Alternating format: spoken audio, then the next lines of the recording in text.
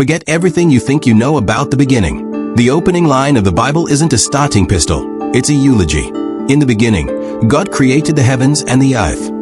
We read that and imagine a blank canvas, a pristine void waiting for a brushstroke. But then the very next verse shatters that illusion. And the earth was without form and void. Stop right there.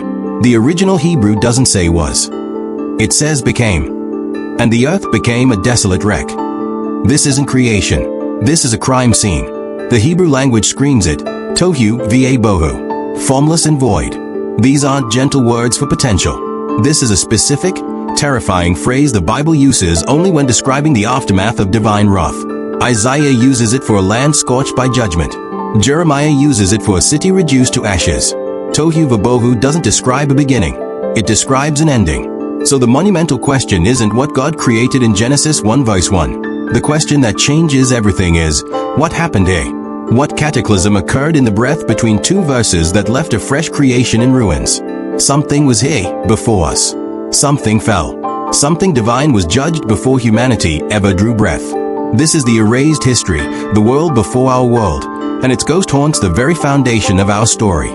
Welcome to Mystic Whispers of Timeless Wisdom, where we unlock the scriptures like their sealed scrolls, where forgotten history, prophetic mystery, and divine revelation meet. We are not the first. The scriptures whisper this truth in plain sight. The book of Job reveals that when God laid the cornerstone of the earth, the morning stars sang together and all the sons of God shouted for joy. But Adam wasn't there. So who was cheering? Who were these sons of God witnessing the raw power of creation if mankind didn't yet exist? They were there, beings of light and purpose, entrusted with a world we never knew. This forces a staggering possibility. Genesis chapter 1 is not an origin story. It is a recovery operation. It's the story of a rebuild. A resurrection of a world shattered by a rebellion we were never told about. God doesn't create chaos. He brings order to it. So the darkness, the deep, the void, these aren't his materials. They are the scars of a previous creation that he is now mercifully, masterfully covering over. He is making all things new, starting with the ashes of the old. This changes everything about the garden. What if Eden wasn't the first garden, but a safe zone established on contested ground? What if the serpent wasn't an intruder but a lingering prisoner, a bitter survivor of that first great war? He wasn't invading paradise. He was already there, trapped in the ruins of his fallen kingdom, and he recognized the new tenants, the images of the God who cast him down. His temptation wasn't random mischief. It was a calculated act of revenge. Welcome to the true beginning, a story not of innocence, but of immediate spiritual warfare. A story where mankind's first step was onto a battlefield we didn't start, but are destined to finish. So who were they? These sons of God, who sang for joy at the world's founding? The Bible doesn't leave us guessing. They appear again, not in the blurred edges of myth, but in the stark clarity of Genesis itself.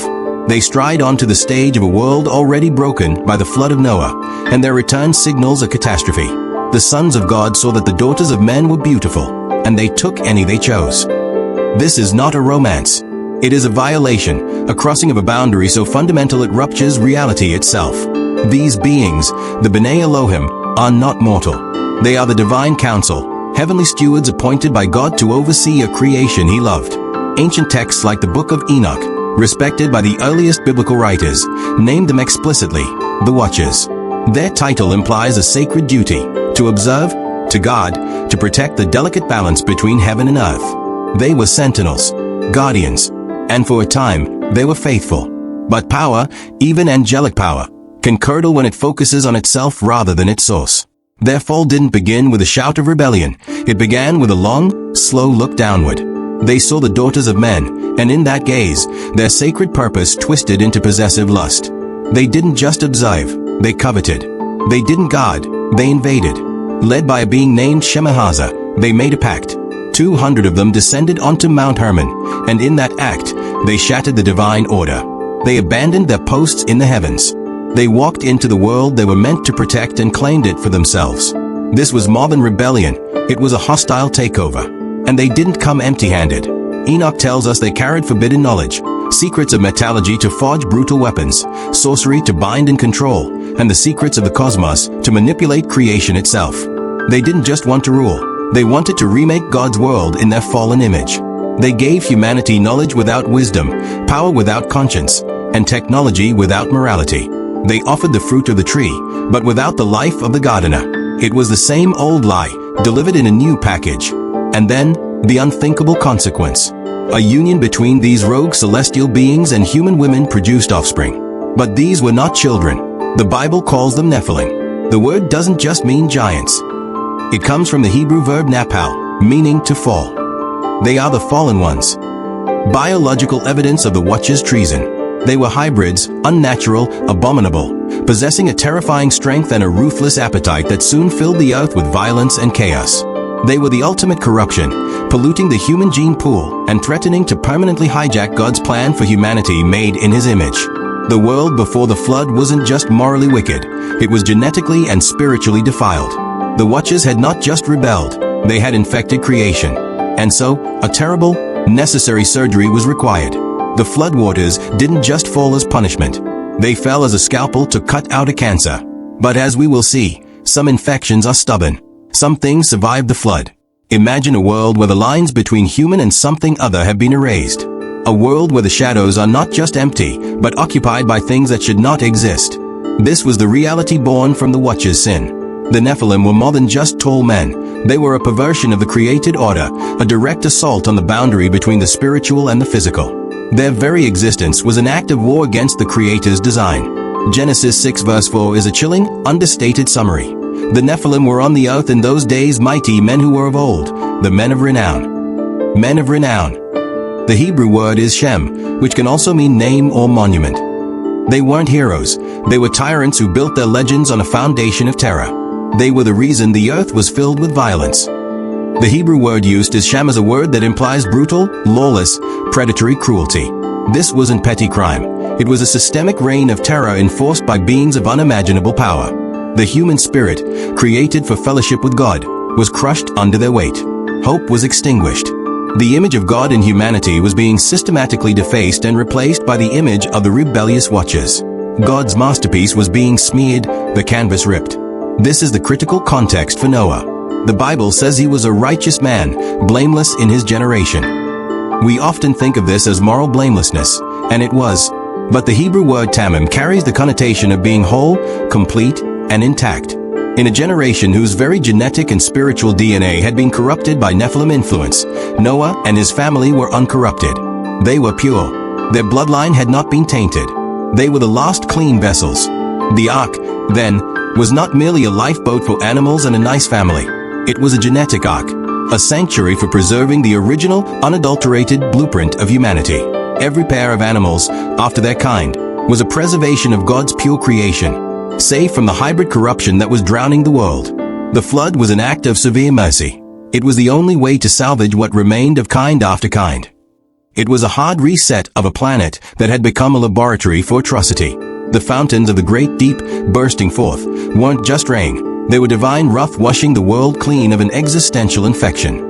It was the burial of an entire antediluvian civilization, its grotesque achievements, its forbidden knowledge, its monstrous rulers, under miles of water and sediment. Everything was erased. Or was it? The verse holds one more, terrifying clause. The Nephilim were on the earth in those days, and also afterwards. 3 words that should shake us. And also afterwards. How? How could they exist after the global deluge that wiped out every breathing land creature not on the ark? The answer is as dark as it is simple. The sin of the Watchers repeated. The invasion happened again. The post-flood world, barely dry, faced the same horrific threat. This persistence tells us the flood dealt with the symptom, the Nephilim themselves, but not the root cause, the rebellious intent of the fallen sons of God. Their ambition to corrupt and possess God's creation did not die in the water, and their legacy would stalk the promised land, waiting for a new generation to confront them. We have walked through the ruins of a world judged, met the Watchers who betrayed their post, and witnessed the monstrous fruit of their sin. But this forces a deeper, more ancient question. What created the conditions for their fall? To find the true origin of this cosmic war, we must look beyond the flood, beyond the Watchers, even beyond Adam. We must venture into the throne room of God itself and witness the first, most catastrophic fall of all. The Bible points to a rebellion that predates the garden. Isaiah 14 and Ezekiel 28 are not about human kings alone. They are prophetic windows into a spiritual collapse that shook the universe. How you have fallen from heaven, O day star, son of dawn. You said in your heart, I will ascend to heaven. Above the stars of God, I will set my throne on high. I will make myself like the Most High. This is Lucifer, not a snake, but a radiant archangel, the anointed cherub who covers, adorned in every precious stone, perfect in beauty and wisdom, walking in the very midst of the fiery stones of God's throne. His sin was the primal seed of all sin, pride, a desire not to reflect God's glory, but to steal it, not to save, but to be served. His heart corrupted, he led an insurrection in heaven. Revelation 12 makes it plain. Now war arose in heaven, and the great dragon was thrown down, that ancient serpent, who is called the devil and Satan, and his angels were thrown down with him. A third of the heavenly host chose the creature over the creator. This was the real First World War, and its battlefield was the cosmos. And where did they fall? Woe to you, O earth and sea, for the devil has come down to you in great wrath. Earth. This planet became the prison for these fallen spirits, the place of their exile. Now, connect the dots. If a being of such immense power and authority, once the governor of a pristine creation, was cast down to earth in judgment, what would that divine judgment have done to his domain? This is the stunning possibility. The Tohu va Bohu, the formless and void desolation of Genesis 1 verse 2, is not a description of initial creation. It is the forensic evidence of God's judgment upon Lucifer's original, pre-Adamic kingdom. He didn't fall into a void. He fell into a perfect world over which he may have had dominion, and his rebellion shattered it. The earth became a wreck because the steward entrusted with its care became a traitor. This explains the serpent's presence in Eden. He wasn't an intruder. He was a dispossessed king, a squatter in the ruins of his own former estate, consumed with bitter envy for the new image-bearers God placed there. It explains why Jesus himself called the devil the ruler of this world. It explains the deep, pervasive spiritual darkness that has always coiled around human history. It's the lingering echo of that first, catastrophic defeat. The 6 days of Genesis 1, then, are not the initial act of creation ex nihilo, out of nothing. They are a magnificent act of recreation ex chaos, out of chaos. God was not building from scratch. He was restoring. He was reclaiming a scarred battlefield and consecrating it anew for his ultimate masterpiece, humanity. He was preparing a new garden on top of the old grave. Now we see the garden with new eyes. Eden was never a naive paradise, a sheltered nursery for a harmless creation. It was a beachhead, a sovereign territory established by the divine king on a planet crawling with hostile, fallen forces. Into this reclaimed space, God does something intimate, deliberate, and radically different. He doesn't command a new humanity into existence from the void. He kneels. He gets his hands dirty. He forms Ha-Adam, the man, from the Adamah, the soil. This is profound. The very ground from which he was sculpted still carried the curse of a previous rebellion. Adam was crafted from the dust of a defeated world, a living symbol that God can redeem anything, even the ashes of judgment. Then, God does what he did for no other creature. He leans down and breathes his breath, Nishmachayim, into this earthen vessel. Adam isn't just alive. He is inspired, filled with the very Spirit of God. He is made in the image and likeness of the Creator, designed for one purpose, to rule. His mandate was a military commission. He was placed in the garden to work it and to keep it. The Hebrew word for keep, Shema, is the same word used elsewhere for guarding a city, keeping a covenant, or obeying a command. It implies vigilant, active protection. Protection from what? From the one who prowled just beyond the fence, the fallen guardian cherub who knew the terrain all too well. Adam was created to be a new kind of viceroy.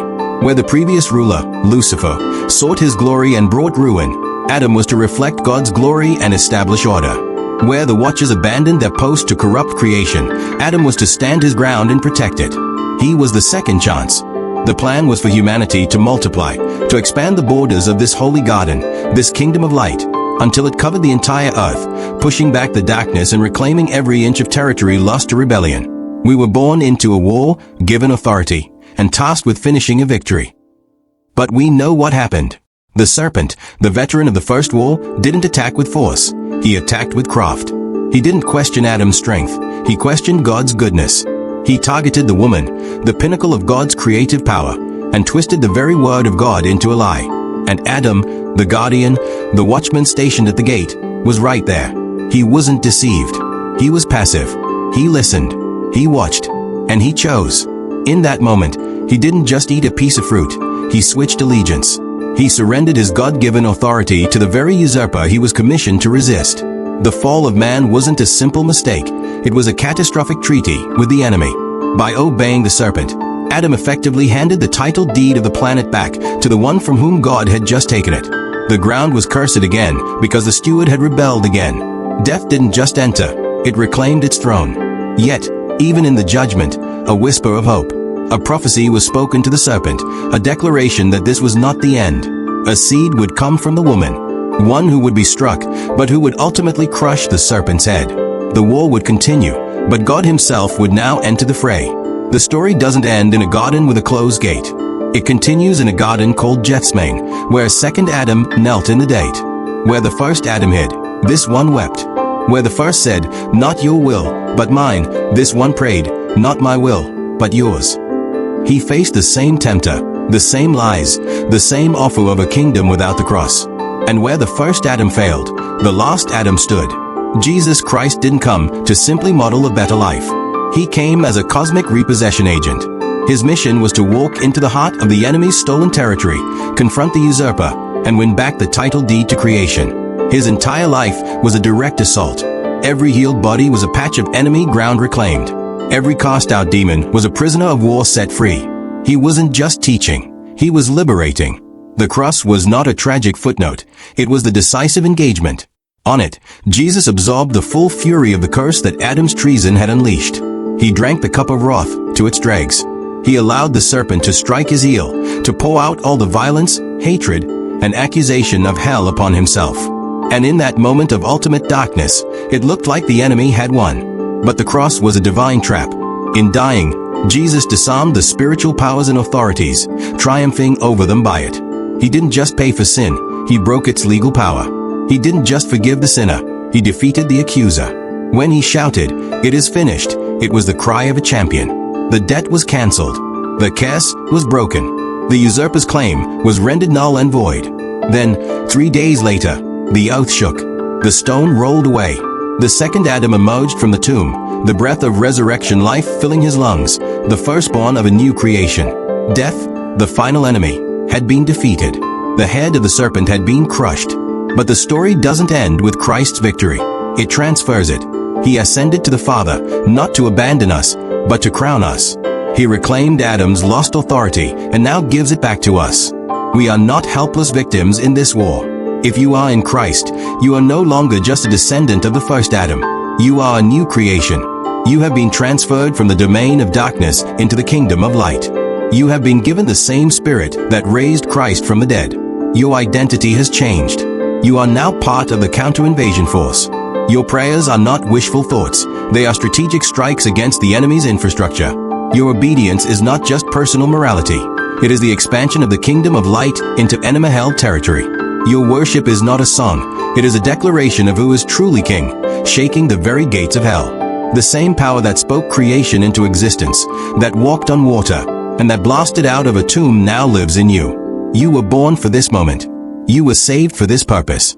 The war that began before the foundations of the world will end with the return of the King. And until then, we stand. We proclaim. We reclaim. We guard the truth. We fight from a victory already won. The garden is no longer lost. It is being rebuilt in us, through us, and all around us. The story isn't over. Your chapter is being written now. Rise, and take your place in it.